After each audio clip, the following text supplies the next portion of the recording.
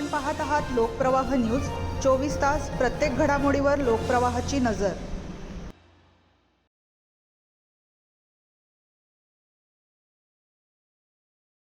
अतिवृष्टीचा इशारा, नाशिक जिल्हा हाय अलर्टवर। त्र्यंबकेश्वर सप्तशृंगी मंदिरे बंद, अनेक तालुक्यातील शाळांना सुट्टी। हवामान विभागाने अतिवृष्टीचा इशारा दिल्यानंतर नाशिक जिल्हा प्रशासनाने संपूर्ण यंत्रणा हाय अलर्टवर ठेवली आहे। संभाव्य पूर, भूस्खलन आणि इतर नैसर्गिक आपत्तींच्या पार्श्वभूमीवर विविध प्रतिबंधात्मक उपाययोजना करण्यात आल्या असून नागरिकांना सतर्क राहण्याचे आवाहन करण्यात आले आहे। अतिवृष्टीच्या पार्श्वभूमीवर 6 जुलै रात्रीपासून त्र्यंबकेश्वर मंदिर भाविकांसाठी बंद ठेवण्यात येणार असून पुढील 2 दिवस मंदिर दर्शनासाठी बंद राहणार आहे। तसेच मुसळधार पावसाची शक्यता लक्षात घेऊन सप्तशृंगी गडावरील मंदिरही तात्पुरते बंद ठेवण्याचा निर्णय प्रशासनाने घेतला आहे। त्र्यंबकेश्वर तालुक्यातील काही गावांकडे जाणारे रस्तेही सुरक्षेच्या कारणास्तव बंद करण्यात येत आहेत। पेठ, दिंडोरी, त्र्यंबकेश्वर, इगतपुरी आणि नाशिक ग्रामीण भागातील शाळा व महाविद्यालयांना सुट्टी जाहीर करण्यात आली आहे। नागरिकांनी धबधबे, गडकिल्ले, नदीकाठ व इतर पर्यटन स्थळांवर जाणे टाळावे असे आवाहन प्रशासनाने केले आहे। धोकादायक ठिकाणी पोलीस, आपत्ती व्यवस्थापन पथके आणि सुरक्षा कर्मचारी तैनात करण्यात आले आहेत। नद्यांचा प्रवाह सुरळीत राहावा यासाठी अडथळे हटवण्याच्या सूचना देण्यात आल्या असून लहान पुलांवर विशेष लक्ष ठेवण्यात येत आहे। भूस्खलनाचा धोका असलेल्या गावांना सतर्कतेच्या सूचना देण्यात आल्या आहेत। जनावरे सुरक्षित ठिकाणी हलवणे, कमकुवत बांधकामांपासून दूर राहणे आणि गरज पडल्यास स्थलांतराची तयारी ठेवण्याचे निर्देशही देण्यात आले आहेत। रुग्णवाहिका, जेसीबी आणि पोकलेन यंत्रणा सज्ज ठेवण्यात आली असून इगतपुरी रेल्वे विभागालाही सतर्कतेचा इशारा देण्यात आला आहे। जिल्हा आपत्ती व्यवस्थापन विभाग आणि पोलीस नियंत्रण कक्ष 24 तास कार्यरत ठेवण्यात आले आहेत। आपत्कालीन परिस्थितीत नागरिकांनी 108 रुग्णवाहिका किंवा 112 आपत्कालीन सेवा या क्रमांकावर संपर्क साधावा असे प्रशासनाने म्हटले आहे। समृद्धी महामार्गावरील वाहन चालकांनी वेग मर्यादेचे काटेकोर पालन करावे। तसेच पुढील 2-3 दिवसात प्रसूती अपेक्षित असलेल्या गर्भवती महिलांनी खबरदारीचा उपाय म्हणून जवळच्या रुग्णालयात दाखल व्हावे असा सल्लाही देण्यात आला आहे। गरज भासल्यास लष्कराची मदत घेण्याची तयारी प्रशासनाने ठेवली असून कोणतीही दुर्घटना टाळण्यासाठी सर्व संबंधित यंत्रणा समन्वयाने कार्यरत आहेत। नाशिक शहरातील शाळांबाबतचा अंतिम निर्णय महापालिका प्रशासनाकडून स्वतंत्रपणे जाहीर केला जाणार आहे। भारतीय हवामान खाता त्याच्यासोबत आपले जो SDRF जो कंट्रोल रूम आहे, NDRF कंट्रोल रूम, या सर्वांनी आणि आज सन्माननीय मुख्यमंत्री महोदयांनी पण आज सकाळी या संदर्भामध्ये आढावा घेतला। या अनुषंगाने आज एक क्लाउड बस्ट लाईक सिच्युएशन असं जाहीर करताना एक वॉर्निंग इश्यू करण्यात आली। हा वॉर्निंग 7 जुलै 2026 म्हणजे उद्याच्या दिवशीसाठी आहे। या अनुषंगाने आपल्याला पूर्ण तयारी करण्याची सूचना देण्यात आलेली आहे। याचा जो एपिसेंटर या प्रेडिक्टेड एपिसेंटर आहे ते नाशिक त्र्यंबकेश्वर परिसरमध्ये दर्शवण्यात आलेली आहे।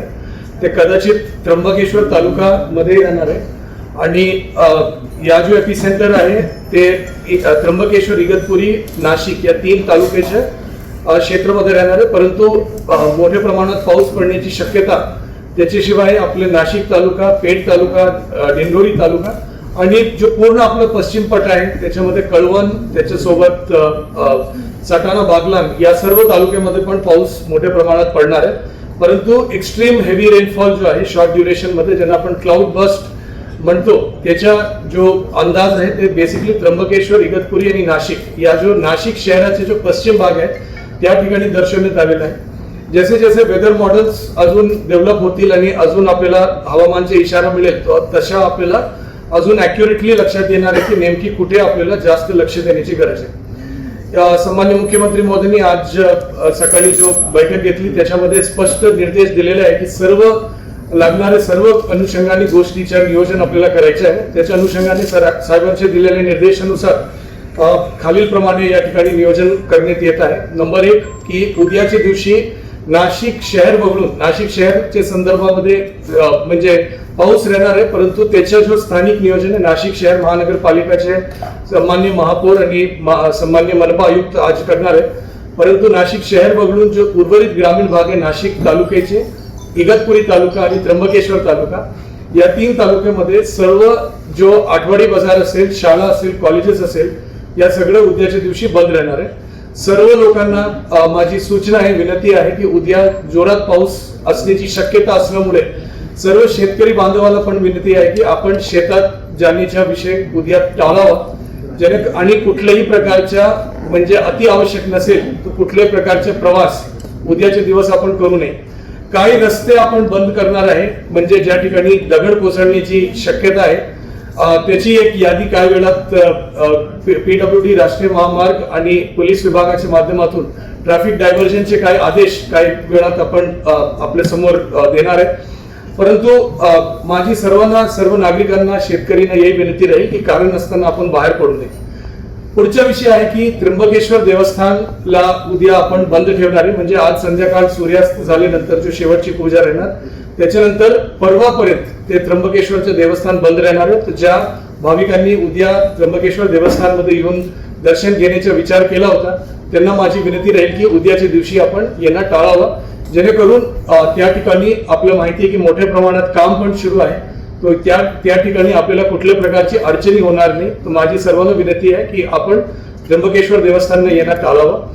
तसेच सप्तशृंगी गडमध्ये त्या परिसरामध्ये क्लाउड बसचा अंदाज नसेल तरी जोरात म्हणजे ऑलमोस्ट 65 mm पेक्षा जास्त पाऊस पडण्याची शक्यता दर्शवण्यात येत आहे आणि त्या ठिकाणी पण गर्दी होऊ नये म्हणून उद्याच्या दिवससाठी सप्तशृंगी देवस्थानला पण आपण बंद ठेवण्याची असं सूचना देत आहोत.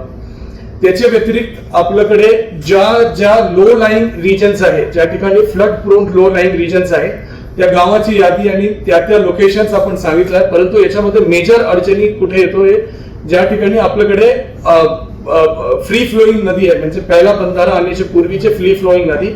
जिल्हा परिषद आणि लघु पाटबंधारे विभागाला असं सूचना देण्यात आली आहे की जो फ्री फ्लोईंग नदी आणि छोटे बंधारे आहे ज्या मोठ्या प्रमाणात पाणीचा प्रेशर आला तर ते फुटण्याची शक्यता असते, त्याचे गेट कृपा करून उघडून ठेवावा असं त्याला सूचना अगोदरच देण्यात आलेला आहे. त्याच्या सोबत जो लो लाईंग रिजन्स आहे, जो नदीच्या साधारण पाणी स्तर प्लस 2 मीटरचे रेंज मध्ये असलेले जेवढे भाग आहे त्या सगळे घर असेल या कुठले इतर स्ट्रक्चर्स असेल, जानवरांचे गोठे असेल, त्या सर्वांना शिफ्ट करण्याची सूचना या ठिकाणी ग्रामपंचायतच्या माध्यमातून सगळ्या ठिकाणी देण्यात येत आहे, नगरपालिकेच्या माध्यमातून देण्यात येत आहे.